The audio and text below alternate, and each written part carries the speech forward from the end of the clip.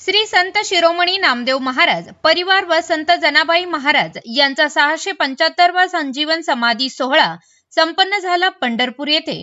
आयोजित श्री संत शिरोमणी नामदेव महाराज परिवार व संत जनाबाई यांच्या षष्ठ शतकोत्तर संजीवन समाधी सोहळा कार्यक्रमास पालकमंत्री जयकुमार गोरे, आमदार समाधान अवताडे, आमदार अभिजित पाटील, आमदार रणजितसिंह मोहिते पाटील, विभागीय आयुक्त डॉक्टर चंद्रकांत पुलकुंडवार, श्री नामदेव क्षत्रिय एकसंघाचे अध्यक्ष महेश ढवळे आदी उपस्थित होते। जिल्हाधिकारी कुमार आशीर्वाद, माजी खासदार रणजितसिंह निंबाळकर, माजी आमदार प्रशांत परिचारक, माजी आमदार राजेंद्र राऊत, पोलीस अधीक्षक अतुल कुलकर्णी, मुख्य कार्यकारी अधिकारी कुलदीप जंगम, आचार्य तुषार भोसले, अभिनेता गोविंदजी नामदेव, हबापा केशव महाराज नामदास, श्री विठ्ठल रुक्मिणी मंदिर समितीचे सह अध्यक्ष महाराज औसेकर, एकसंघाचे अध्यक्ष महेश ढवळे, सचिव रुपेश खांडके व अन्य मान्यवर उपस्थित होते। मुख्यमंत्री देवेंद्र फडणवीस यांचे संपूर्ण भाषण। सुखोबाची समाधी उभी केली आणि त्यातनं एक संदेश या संपूर्ण आमच्या विखंडित असलेल्या समाजाला दिला की समाजामध्ये जन्माने कोणी मोठा नाही, कर्मानेच प्रत्येक जण मोठा आहे, जन्माने कोणी मोठा होऊ शकत नाही हे सांगण्याचं काम त्यांनी केलं।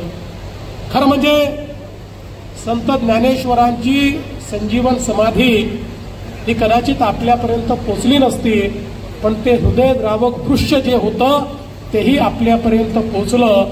ते संत नामदेवांच्या लेखणीतून आपल्यापर्यंत पोचलं। हा सगळा इतिहास त्यांनी लिहून ठेवला आणि पुंडलिकापासून जनाबाईपर्यंत सर्व भक्तांचं चरित्र देखील हे त्यांनी लिहिलं। आपण असं म्हणू शकतो की आपल्या इतिहासातले पहिले चरित्र लेखक जर कोणी असतील तर तेही संत नामदेव महाराजच या ठिकाणी होते। अशा प्रकारचं कार्य त्यांनी केलं। त्यांच्या साहित्यामध्ये आपल्याला संवाद मिळतो, त्याच्यामध्ये नाट्य मिळतं, अखिल मानवतेचा विचार करून केलेलं हे लेखन आहे असं आपल्याला पाहायला मिळतं। श्रीकृष्णाच्या लीला मराठीत सांगताना त्यांनी बालकविता देखील मराठीमध्ये लिहिलेल्या आहेत आणि सगळ्यात महत्वाचं की मराठीतल्या गझलांच्या संदर्भात त्याचं मूळ कुठे आहे अशा प्रकारे अनेक संशोधक शोधत असताना त्याचं मूळ हे संत नामदेवांपर्यंत पोहोचतं। म्हणजे सर्व प्रकारचं जे साहित्य होतं या साहित्याची निर्मिती देखील त्या ठिकाणी त्यांनी निश्चितपणे केली। हिंदी साहित्याला एक नवीन भान देण्याचं काम देखील संत नामदेवांनी केलं। त्यांनी हिंदीमध्ये आणि पंजाबीमध्ये देखील अभंग लिहिले। ब्रजभाषा, सौरसेनी भाषा अशा अनेक भाषा या त्यांना अवगत होत्या आणि भाषा हे संवादाचं माध्यम आहे, ते विवादाचं माध्यम नाही हे सांगणारे संत नामदेव महाराज या ठिकाणी होते। हे देखील आपण सगळ्यांनी लक्षात घेतलं पाहिजे। भाषा ही मैत्री आणि बंधुत्वाचा धागा आहे हे त्यांनी जाणून घेतलं होतं आणि म्हणूनच गुरुग्रंथ साहिब, ज्या गुरुग्रंथ साहिबला संपूर्ण आमचा शीख समाज आपला ईश्वर मानतो किंवा गुरूंनी सांगितलं की जर तुम्हाला आराधना करायची आहे, जर तुम्हाला त्या ठिकाणी पठण करायचं आहे तर ते गुरुग्रंथ साहिबचं करा। जो गुरुग्रंथ साहिब आमच्या शीख धर्मामध्ये सर्वोच्च स्थानी बसलेला आहे त्या गुरुग्रंथ साहिब मध्ये देखील 61 पदं ही संत नामदेवांच्या वाणीतनं आणि लेखणीतनं आलेली आहे आणि नारायण आणि नामदेव एकच अशा प्रकारचं या शीख परंपरेत त्या ठिकाणी मानलं जातं। आणि म्हणूनच 2015ला जेव्हा घुमानला साहित्य संमेलन झालं पंजाबमध्ये त्या ठिकाणी मोठी झाली आणि कशा प्रकारे हा विचार वैश्विक झालाय हे आपण सगळ्यांनी बघितलं। गुरु गोविंद सिंग, संत कबीर हे संत नामदेवांचा उल्लेख अत्यंत आदराने करतात। मीराबाई, नरसिंह मेहता यांच्या काव्यात देखील आपल्याला नामदेव महाराजांचे शब्द मिळतात, त्यांचे वाक्य आपल्याला त्या ठिकाणी पाहायला मिळतात, त्यांचे विचार आपल्याला पाहायला मिळतात। आणि म्हणूनच आपण जर बघितलं असेल तर खऱ्या अर्थानं आपला विचार वैश्विक करणारे हे नामदेव महाराज होते आणि भारतातल्या पूर्व, पश्चिम, उत्तर, दक्षिण सगळ्या भागाला जोडणारे आपले नामदेव महाराज या ठिकाणी होते। खरं म्हणजे त्यांच्या वडिलांची इच्छा होती की त्यांनी जो पारंपरिक आपला व्यवसाय आहे शिंपी तो व्यवसाय करावा, पण तो व्यवसाय त्यांनी स्वीकारला नाही, कारण त्यांना सामाजिक समरसतेचं वस्त्र हे विणायचं होतं आणि ते वस्त्र विणून त्यांनी संपूर्ण समाजाला एकता काय असते हे शिकवण्याचं काम केलं. आणि म्हणूनच मला असं वाटतं की ही जी समाजाची शिवण्याची त्यांची शिवणकला होती ही अतिशय अद्भुत अशा प्रकारची शिवणकला होती, ज्यांनी या समाजाला दिशा देण्याचं काम केलं.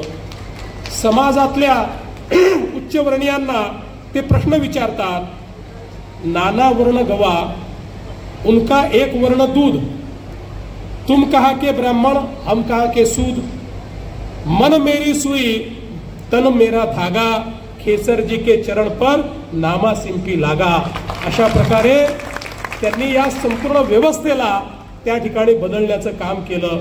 आणि म्हणूनच अनेक चरित्रकार असं म्हणतात की जर संत नामदेव झाले नसते तर उत्तर प्रदेशात कबीर, राजपुतान्यात दादू आणि पंजाबात गरीबदास सुद्धा झाले नसते, कारण या सगळ्यांनी जी प्रेरणा घेतलेली आहे ती संत नामदेव महाराजांकडनं घेतलेली प्रेरणा आहे. मला स्मारक व्हावं, मी तुम्हाला आश्वस्त करतो की कुठल्याही प्रकारची त्याला निधीची कमतरता आम्ही पडू देणार नाही. अतिशय चांगलं स्मारक आपण करू, पण हे स्मारक जरी आपण केलं तरी त्यांचं खरं स्मारक हे त्यांचे विचार आहेत. त्यामुळे ते विचार हे आपल्या नव्या पिढीपर्यंत पोचले पाहिजे, याकरता महाराष्ट्र शासनाच्या वतीनं हे विचार पुन्हा एकदा सर्व आपल्या विद्यार्थ्यांपर्यंत कसे पोचतील याचा प्रयत्न निश्चितपणे आपण करू. आणि त्यातनं त्यांनी निर्माण केलेला एकसंघ समाज, समतायुक्त समाज हा तयार करण्याकरता आणि सश्रद्ध समाज तयार करण्याकरता आपण सगळे लोक आज संकल्पबद्ध होऊया, एवढंच या निमित्ताने बोलतो. आणि या चांगल्या कार्यक्रमामध्ये आपण मला निमंत्रित केलं आणि माझ्या जीवनामध्ये या ठिकाणी संत नामदेव महाराजांच्या या संजीवन समाधी सोहळ्याचा योग आपण आणला, त्याबद्दल आपले आभार मानतो.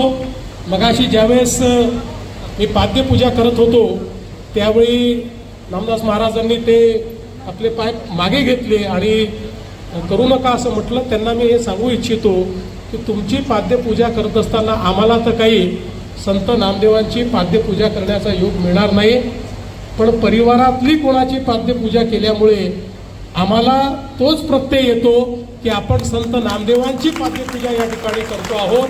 हा सगळा त्याचा विचार आपण आजपर्यंत या ठिकाणी जीवित ठेवलाय, तो पुढे नेलाय आणि ही परंपरा आपल्या परिवाराची अशीच पुढे चालत राहो अशा प्रकारची पांडुरंगाच्या चरणी प्रार्थना करतो आणि माझे 2 शब्द संपतो. धन्यवाद.